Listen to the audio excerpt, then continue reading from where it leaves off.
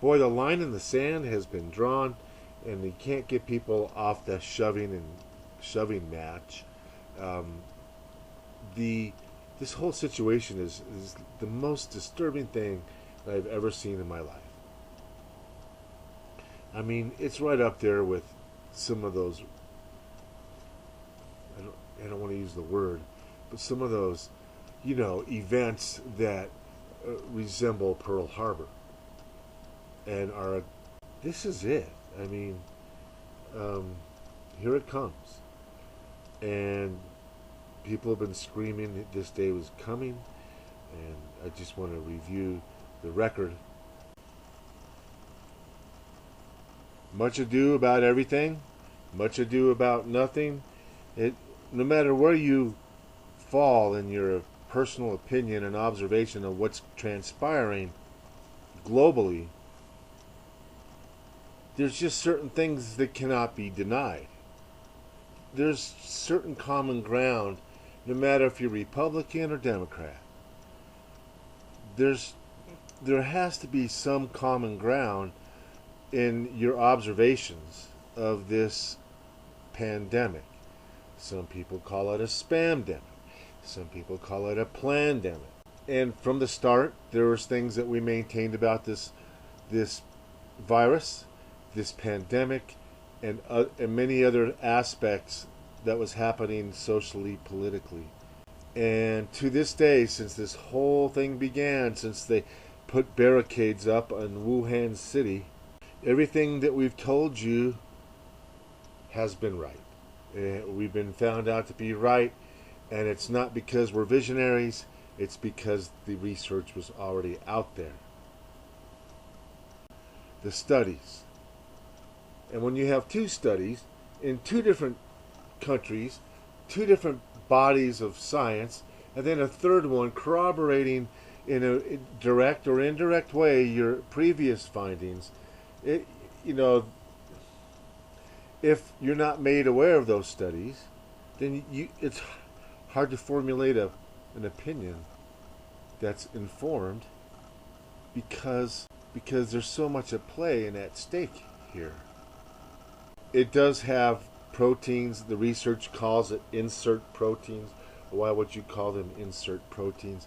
Because they've never been seen on a coronavirus before, not knowing for sure what the true scenario really is. Is it a coincidence this pandemic mimics the script in Event 201 meeting? Is it a coincidence that this pandemic mimics a think tank, neoconservative think tank supported by the Rockefeller Foundation, points out what good things can come from a pandemic? What psychopath would even put that in writing, much less publish it? Well, the fact of the matter is there's a virus out there, and it can be used for many different nefarious purposes. It could be used for political assassination. It could be used for punishing the wrong people, or the people who have wronged you. It can be used as political, economic blackmail. It can be used to collapse economies. It can be used to cripple a nation. It could be used to seize control. It could be used as an excuse to round up political prisoners and just be done with them. There is no end to what kind of weapon this is, and make no mistake about it. This was most likely connected to Harvard biomedical, biochemical research department. And it's bad enough when this department, the department head, is taking money from Wuhan Institute itself, that Wuhan has found their exchange students are smuggling samples out of the country. I mean, and the Defense Department has a contract with this Harvard department. There's a paper trail right to Wuhan, and this virus with HIV inserts, this virus exists already and a patent pending. We've showed you that patent twice, talking about if you could put protein inserts on a deactivated coronavirus, you might be able to make a vaccine against HIV. So I mean, this is nothing new, it's nothing surprising, it's nothing very complicated anymore. It's actually low tech in some ways. And it just begs us to wonder, they're just going to milk this thing along till 1 million people go off their Medicare. And then it'll fade away, maybe, hopefully. But who knows? Because nobody knows the whole truth. We think we know, but really, nobody knows the whole truth. But what we do know is that hospitals are overrun. Healthcare workers are getting sick. Some doctors have died. Some healthcare workers have died. A lot of healthcare workers have ended up on ventilators. And once you're on a ventilator, good luck. But the big chloroquine thing, it really, you get these pretty boys up there with every hair in place. It's probably a fake wig, featuring a last name that's bright and colorful, and you try to dress, to Gucci standards, and you appear in front of Congress, and you're saying we have to collapse an economy, we have to hurt millions of people, we have to go deeper in debt in order to keep people from dying too quickly, getting sick too quickly. And this is such a severe threat, and it is. It's a severe threat, and it's so severe that they've closed down the entire world.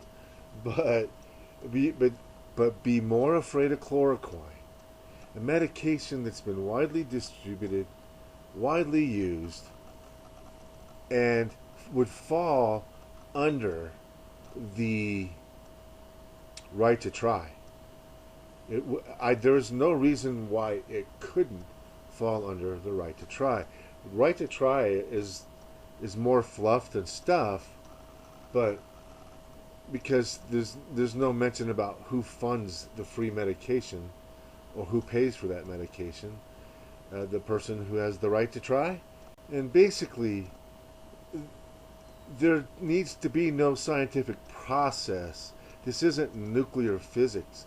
When you have a country that uses chloroquine, and I can understand why they would, because Germany uses quinones already. They've been using quinones in their mainstream medicine to save money, and they've been using it as a broad spectrum, first line of defense treatment for a lot of things. And so the fact that Germany ends up using chloroquine and nobody dies that's taking chloroquine, do you need to be a scientist to add? You need to be a scientist to understand probability and ratios. That's, again, math. Do you need to be a scientist to understand 5th grade arithmetic? Really, fractions are 5th grade? Tell me, why are you, when it's my life is hanging by a thread, are you blocking anything that could be beneficial and that shows a clearly mathematical relationship to favorable outcomes? And here's the thing. We talked about quinones years ago when talking about cancer. We talked about quinones when we were talking about autoimmune and viruses. And the specific mode of action was antiviral in some autoimmunes that are associated with high antibodies against certain very repetitive, very commonly associated viruses, like Epstein-Barr is one. Just one. So we talked about the quinones back then being a positive influence on infections that are being diagnosed as and then we're talking low-grade chronic infections, being diagnosed as autoimmune disease. And chloroquine, people have been taking it for years, but there's also another drug, they just don't even want to mention the name because it'll start a firestorm, and it's called quinine sulfate. And quinine sulfate does show a remarkable tendency in what? Autoimmune diseases. They give it for people with rheumatoid arthritis and possibly lupus and other inflammatory conditions. And some people notice a difference within the first day or two. And that's one of those things. If it's antiviral, you'll notice a difference as soon as you take it almost. The quinine sulfate is still on the market as over-the-counter, and they're trying to push it off the market, but millions and millions of people have taken it. And so if you're worried about chloroquine, why aren't you looking at quinine sulfate? And if you're not looking at quinine sulfate, why aren't you? And if you're that worried about chloroquine, maybe you should take it off the market, because people take that stuff before they get sick when they're traveling in a malaria region. They take it prophylactically, preventatively, before they even have a symptom. So asymptomatic people over here can take millions of pills over the last 30, 40 years. And that's okay, that's okay. But now we have such a threat, and there's an absolute mathematical correlation to positive outcomes and the administration of chloroquine, and it seems you can be given with vitamin C therapies. So it goes right, because vitamin C, by the way, is a polyphenol, and so is quinine, is a polyphenol. So you're taking different formulations of polyphenols. You're getting a broad spectrum polyphenol dose inside of you, and it can and will slow down replication of anaerobic bacterium and anaerobic viral particles. There's a lot of theory going around, but you should not be standing in the way and making people more afraid of a medication that's been used for 40 years in millions of people who are doing just fine, and I'm one of them. I took chloroquine when I was 19, and I took it for an entire summer. I mean, I took it for 3 months. The overall notion that something is so dangerous, that you're going to take away people's jobs, and you're not going to instruct them how to the hand contact transmission. You're not going to be leader on hand contact transmission. Then what the hell are you doing up there? And this nonsense about, oh yeah, the scientific you know what, bro? Self-defense is not a scientific matter. If you're something or somebody threatens your life, your health, your body, you have a right to take whatever measures you deem practical. And when you have something that's been used for 40 years in malaria, no big deal there. When you have it being used for the favorable outcomes over on the other side, you have no business standing in the way of people and that medication.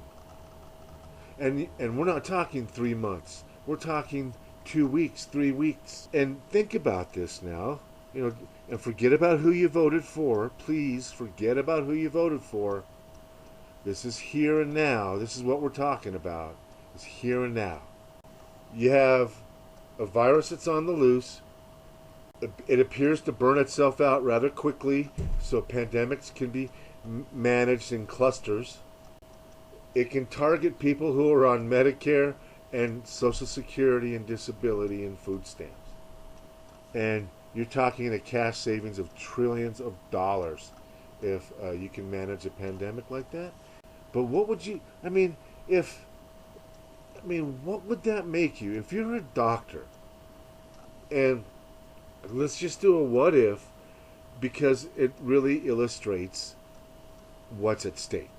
What if the pharmaceutical companies don't want you curing with over-the-counters?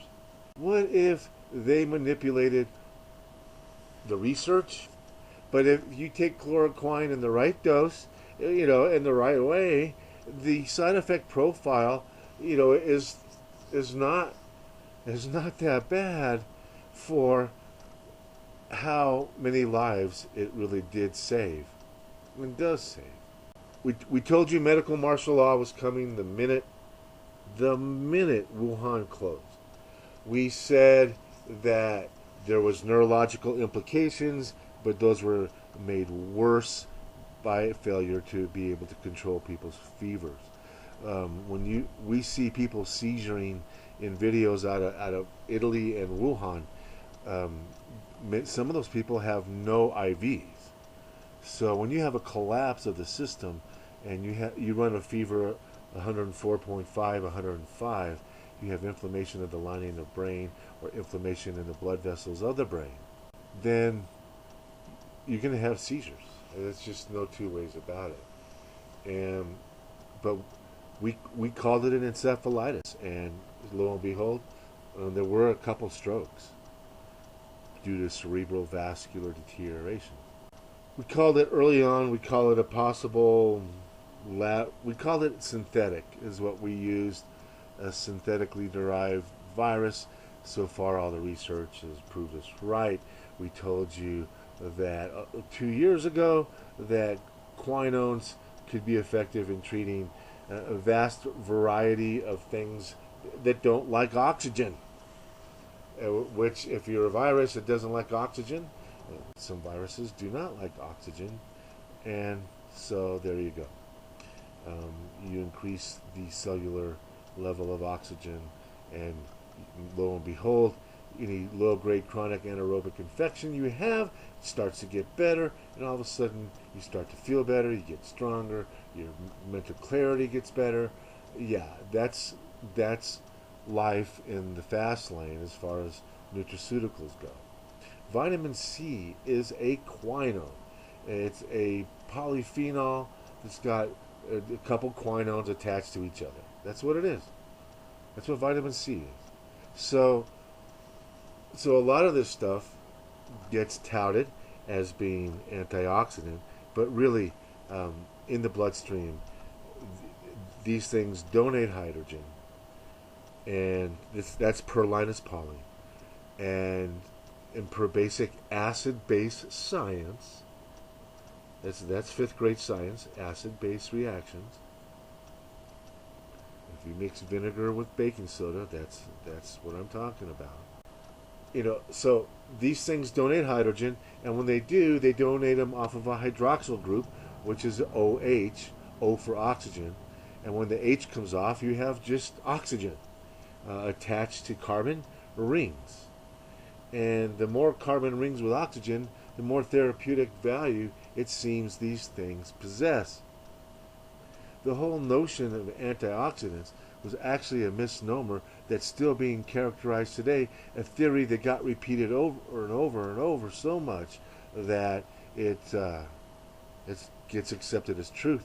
But this channel was the only YouTube channel and one of the only people on the planet to debunk the antioxidant role in cancer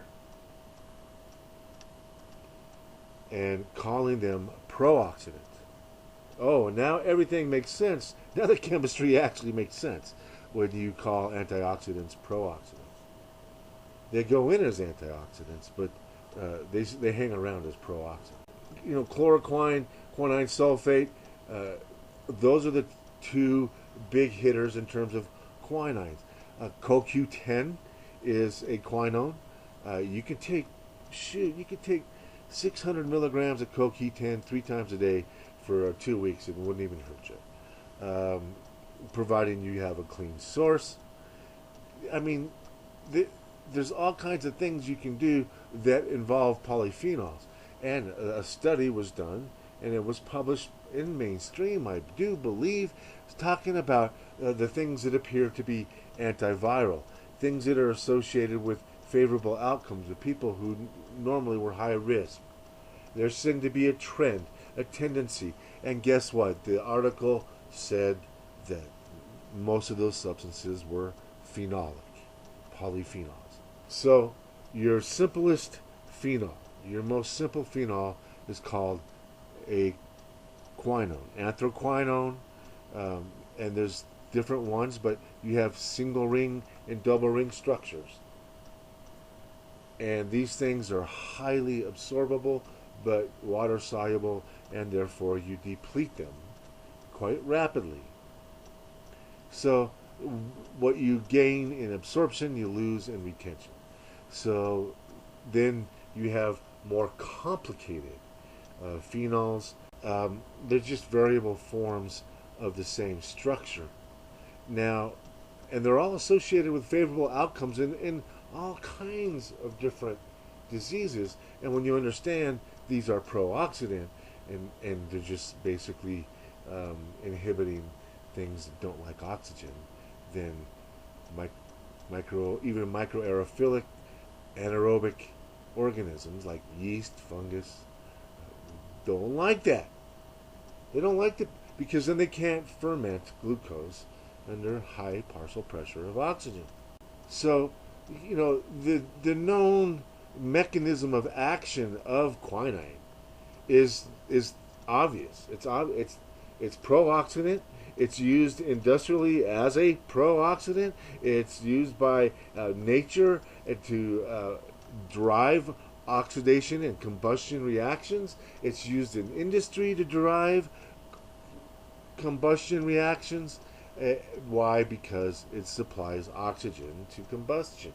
What does that mean? What does that mean? That means then when people take these superfoods and you look at what they attribute benefits to superfoods, what are they?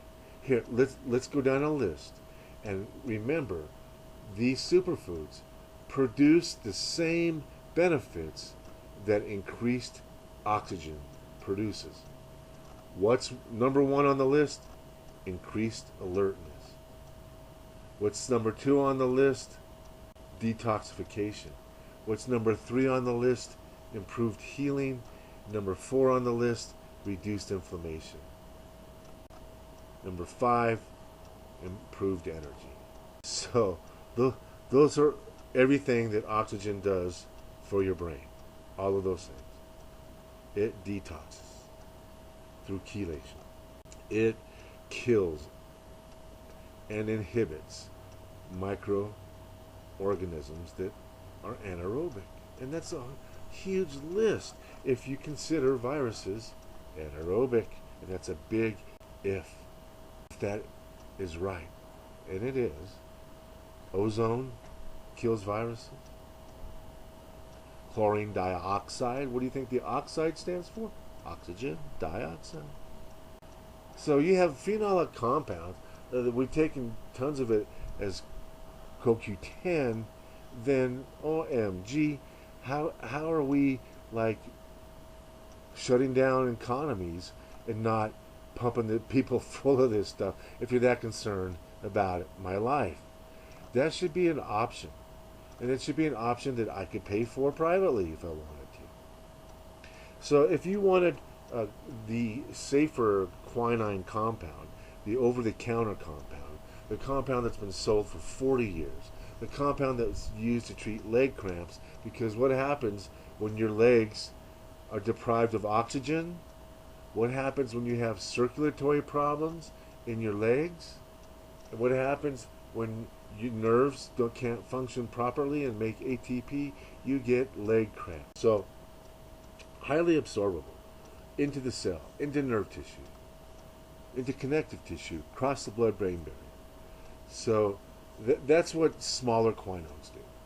And there are some forms of quinones that are extremely harmful.